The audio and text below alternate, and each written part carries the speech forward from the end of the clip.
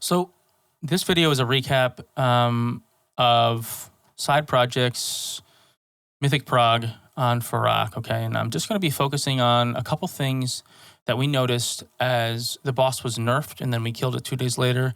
And some of the things as you're progressing this boss that may not be public, you know, if you're looking at some of the other guides, some of the things that might help you take advantage of some of the nerfs, okay? This isn't going to be an overall guide. I still recommend that you look at the Dratnos and the tactics and the limit guides, you know, to get an overall feel for how phase 1, 2, and 3 go with the intermission and whatnot. But I'm going to assume that all of that's buttoned up, and we're just going to talk briefly about, you know, some of the changes and how maybe we can fast track you taking advantage of some of these nerfs. Okay, so let's start here with the pull. We're just going to kind of talk through this. So on pull, nothing's changed. P1, virtually nothing really has changed. You'll notice that we've got the Aflame debuff coming out. I've got my 4 healers. There's only 3. So, I mean, there have been some talk about potentially using, you know, 3 healers, 4 healers, 5 healers for this. I think it's still safe to 4 heal. I think you can get away with 5 heals. If you're progging this fight, it might make phase 3 a little bit longer, depending on how you guys push. But what you're trying to do here in phase 1 is just execute. If you are already progging phase 1, you're into phase 2, nothing really virtually has changed. You still have to dodge blaze lines. You still have to bait the ads. You still, you know, have got to be very good about being disciplined when you're moving, things like that. You'll see that we drag the boss out over here. The boss is being pulled to green. We don't use the gate. We used to use gate tech there. I don't recommend gate there, mainly because if you push the boss too soon, which you can do this, you know, do with the health nerf, you won't be able to gate. Gate will be on cooldown, and then you'll get knocked into the air during the transition into the intermission, right? So you can see we're still baiting. Frontals are happening. Call things in advance. Pre-move for the quad drops, right? So I'm already positioning myself to get my quad drop location, and I try to teach my players to kind of like already think about, hey, if I get this mechanic, am I close enough to it? Do I have movement abilities? We have personals here. You can send. You'll have them back during the intermission if you send them this early. So this is the last time that you can send personals before intermission. So if you're sending personals now during the fight, you likely will not have them back for intermission, and you want personals for intermission because after intermission, there's really no damage going out if you don't get too clapped by blaze lines, right? Boss is being dragged to purple. We have another person. The tank is calling the moves because the tank is on the far side. Whoever's tanking Fyrakk, I recommend calling the moves because they're looking at the orbs, and they're able to visualize the orbs and whether or not the big clump has to move. If you're a raid leader and you're calling the orbs from behind you, it's tougher to kind of see. I called for a slow damage. We try to push the boss at that mechanic to 71%. We get this drop the puddles, and we try to milk to about 68%. 68% is really good. Okay, we gate at 0, and you're following your macros. Everybody's going to the locations. We sent here cooldowns, okay? Just want to pause this for a second. So, you know, there's been some debate as to how to maximize the amount of damage that you have and how to get your first kill on this, okay? When do you want to send your cooldowns and whatnot? So, if you have Giga Brain DPS, right, that can blast this without any cooldowns, I would say do it, okay? No cooldowns, no pots if you can do it. Not likely, but if you have that type of DPS. What we did was we sent Dragoon, which is our augmentation evoker, and the DPS that he was buffing right here. So we took the Feral Druid, 2 rogues, our aug, okay, and I believe maybe 1 hunter. No, it was just the 2 rogues and our Feral Druid. And the augmentation evoker sent everything here and blew up the shield. And you can tell that we're way ahead, so we maybe sent too much, but what you're trying to do during this phase is send just enough so that you can have a lot of DPS when the boss is really active. The shield damage that you're doing right now is not relevant. You want to get through the shield, yes, but it's not as relevant. Also, if you used your personals when you saw in the video, when those personals were happening, you have your personals for this. And I recommend having everything you can to survive this, especially when you're early prog, using your pots, using your hellstones, things like that, okay? So as you can tell, guild's just vibing, looking for our orbs. We've got immunities happening. I have 5 immunities each set. 1, 2, 3, 4, 5 immunities. So I think paladins, hunter, 2 paladins, 2 demon hunters, and a hunter immuning there. And again, really important when you're progging this, just to pay attention to blaze lines and throughout the whole prog, right? Double blaze line claps you, right? You get ticked twice by blaze lines because somebody's either moving or you just don't pay attention. You're going to die likely early in prog. It's just too much on the healers. So really pay attention and drill home, not taking double blaze lines. So moving on. Transition here. This is when we decided to lust, and I'll talk about that for one brief second. So boss gets ported. We send everything else here. Now, there is some discussion about the most appropriate time to lust. We decided to lust here because, number one, not really much going on. Number two, it kind of helps the healers.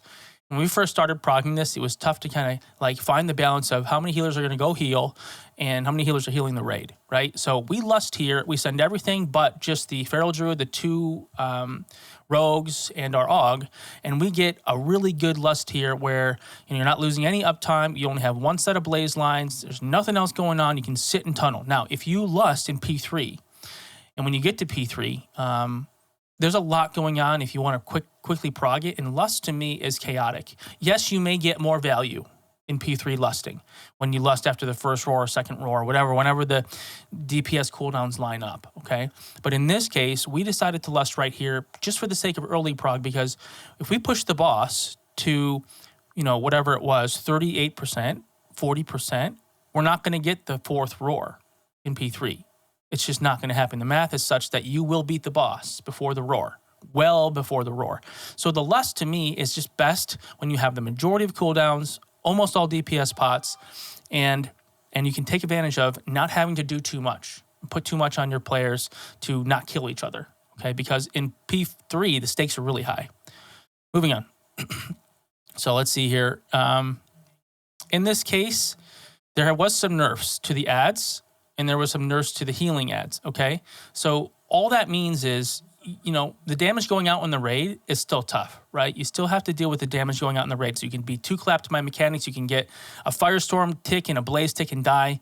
You gotta watch that, But primarily, the healing that you have to do in the ads is a lot less. So the healers can focus more on the raid. So it's kind of like you're safer, right? So you won't have to dedicate so much of your healing power, so to speak, to the raid, okay? Right here, the circles are handled the same way. You'll have your 2 and 2 going to X and blue. Listen to the weak aura, the liquid pack weak aura. It'll tell you when to move in. Don't move in early if you're red to break them out. Just drill at home. Wait until after they proc, the chains go up, and then go in. Simple enough. And then we have 2 hunters using Hunter's Mark on the Burning in the Dark Colossus. You focus on the burning first, you nuke it. Now, there's no damage going out in the boss right here. And then ads were nerfed. So let's just think about this. The number one thing you will have to do is group the ads, right? Group the ads and live. So if you're doing blaze lines and you've got, firestorm puddles, the primary function, the primary goal here is to not kill each other, not clip the back ads, like the big tree or the small ads with any blaze lines, grip the ads up, and slowly kill the bosses. Kill the burning ad, and then kill the Colossus ad. Since the nerf, it's so much easier to do. So we hyper-focus on not moving with blaze lines and just doing the mechanics, right? Like the damage is there. You don't have to stress. You're not going to hit a wall where you get a double mechanic from the burning ad and you have to break other chains out. It just doesn't happen. It's a lot easier, okay? So we just hyper-focus on moving here and getting to your locations and planting with blaze lines. You'll see. So we're all planted with the blaze lines. We're not moving. We're just not clipping the ads, being ultra safe here, mass gripping, focusing on the Colossus, and we just nuke the ads. We don't get the second mechanic. Everything's easy. We don't have to do any grips with the small ad or the big ad. That's really not a thing anymore. As you know, I'll pause it really quickly. As you know, the tree, the heart of a Myrdra cell, has 6% or 7% more health at the start. So you really don't have to do too much finicky grip stuff tech. So long that you just don't clip any of the ads, focus on that. You don't have to do very much grip tech. You will have to grip one, but I'll tell you when. So I'm calling as a raid leader when we're focusing on the ad. You don't need to nuke this soul ad. You can just focus on Fyrakk. I got double tapped there. That was bad. I should have moved. Pointing the frontal away from the ads. Everything's chilling here. The heart of a Myrdra cell's at 25%. And we just repeat, rinse and repeat, second phase, okay? Blaze lines and firestorms. And you'll notice here, we've got the big ad on the other side. So when we first started this phase, the small ads were over here. The big ad was over there. Whatever side the small ad is on, your ranged DPS are going to be hanging out on that side for the remainder of the fight when they're doing blaze lines. You'll notice that the big ad spawns here. We used to grip it. You don't have to anymore. It doesn't need to get to the heart of a Myrdra cell. The only thing you have to focus on is not hitting it with a blaze line. You'll see I'm going to call that.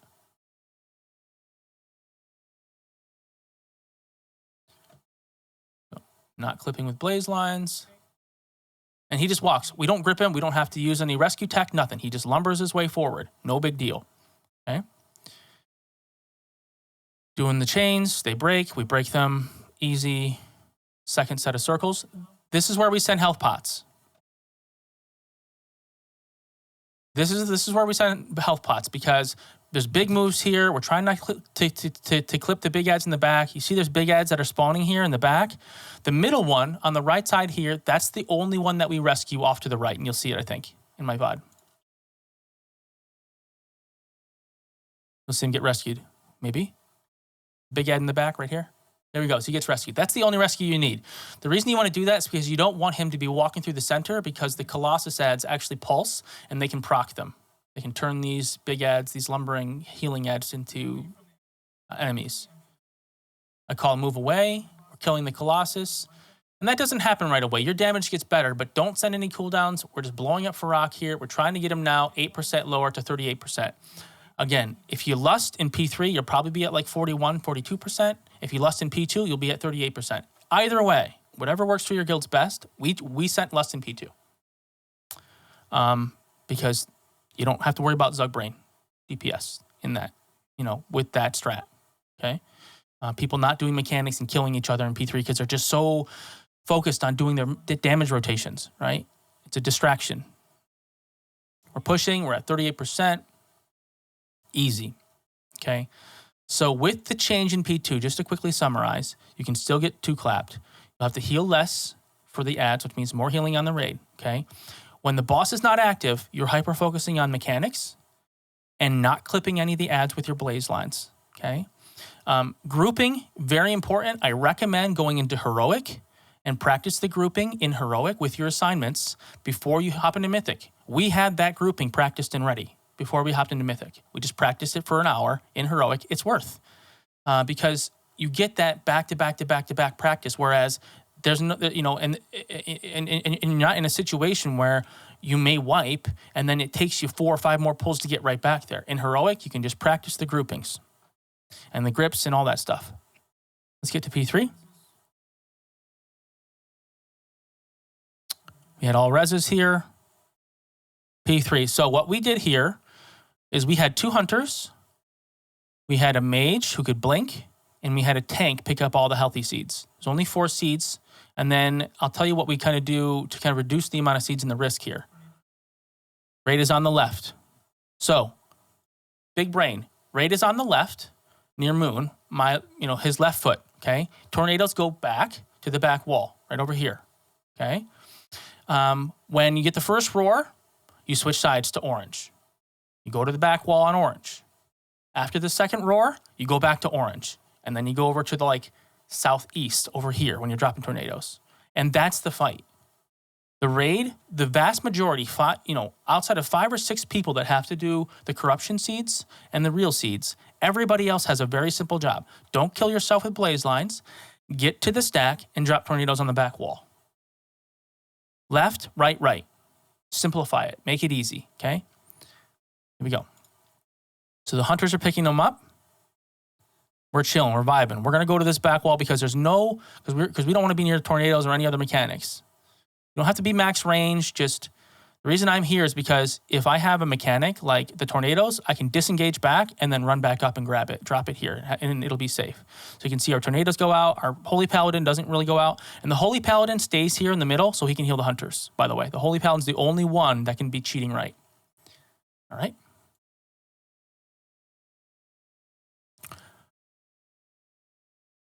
Now, I'm counting this, and you probably can't hear that. Let me just see if I can...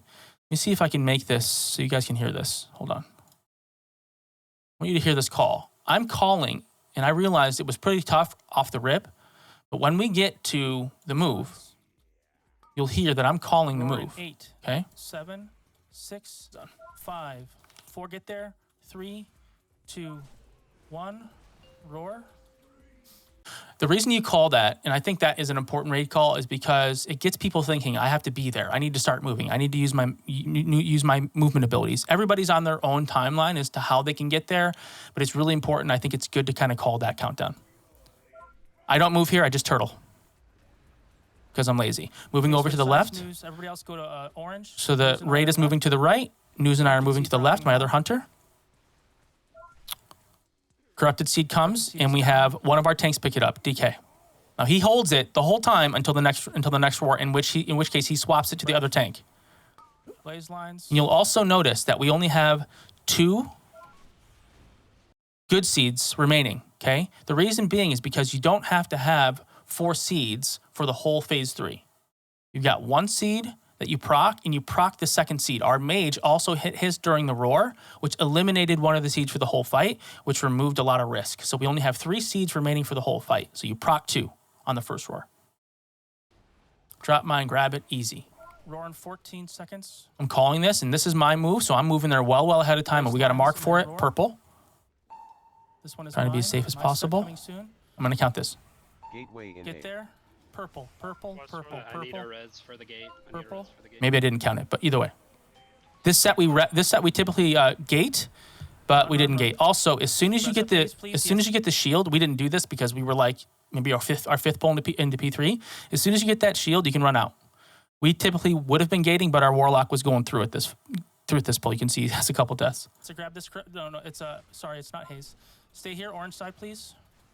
Second pot's in soon. The second corrupted seed is coming down, okay? So we have a demon hunter. Pick it up and hold it. And also our tanks swapped. Our tanks swapped the first one. Demon hunter picks up the second one. Who's got the... that's Ruin. Ruin, grab the seed. So our demon hunter picks up the second one. We still have 3 seeds. Ruin hunter's picking one up. Now he went over to the left. He should be over here on the right. Actually, no. He should be over there on the left with the tanks. Get those to the back. So you want all the other seeds away from the raid. Then we use our last safe stack here. He doesn't drop till after. And the thing is, you don't have to make a swap because there's only 3 seeds, 2 seeds, corrupted seeds to heal here. You don't have to make a swap. So we do the swap after the roar. Right here. Or you might have to take this. Care. Drop yours. And you heard our warlock say, Laura, you might have to take because it's his responsibility to grab the third one. He's communicating to Laura, our mage, that he should pick up the seed. So we had a backup. So Hayes is dead. He died third time, I guess. He's going through it. Sacrificial warlock. Focus, Laura. You grab it, okay? Dropping Slinky. Drop. And then our players are communicating. So Ruin just said, I'm dropping it, Slinky. Slinky, my rope, picked it up. They swap right there. So Ruin's got 18 stacks, and Slinky's going to start picking up stacks. Left side, grab the seed. Laura, our mage, is going to pick up this back seed because he was called for a backup. We just don't proc seeds, we win. In this case, the boss is at 3%. You can see that the roar is 22 seconds away. And so I'm going to stress this, right? If you decide to lust right here, look at how much is happening. Okay, if you decide to lust after the first or second roar, look at everything that is going on the screen. You are causing your group risk that is unnecessary. Maybe you won't have the best parses, but I just think it's unnecessary. Okay? To lust there, right? Moving on. Take these out. And the roar happens in 10 seconds. We're vibing, 0%. There ain't no way. There's absolutely way. There ain't no way. And boom, we were like 4 seconds ahead of the roar, and that's actually 10 seconds because the roar doesn't happen right away. So like, that's the kill. You can see I kind of ate a tornado and went flying off the platform. But either way, P3, just to kind of summarize, when you get there, it's not rocket science. The raid goes left, takes tornadoes out. They switch to right, take tornadoes out. They stay on right, take tornadoes out. You got 4 seed carriers. You proc 2 of the good ones on the first roar. Tank pick up the corrupted seed. You proc the second one. Melee DPS pick up the second corrupted seed. They swap with another melee DPS after the third roar, right? Then you just have a mage or a warlock hold the last seed, the third corrupted seed until you win. That's it. Okay. Hopefully this helps. I don't know if it does or if there's anybody that watches these. I haven't done a guide video, but I wanted to kind of share my thoughts as we just progged this and we took care of P3 fairly quickly. I think our overall pull count was like 205, 210-ish on this boss.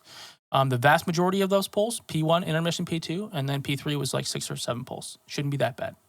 Okay. Anyways, thank you so much for watching, and we'll catch you guys on the next guide.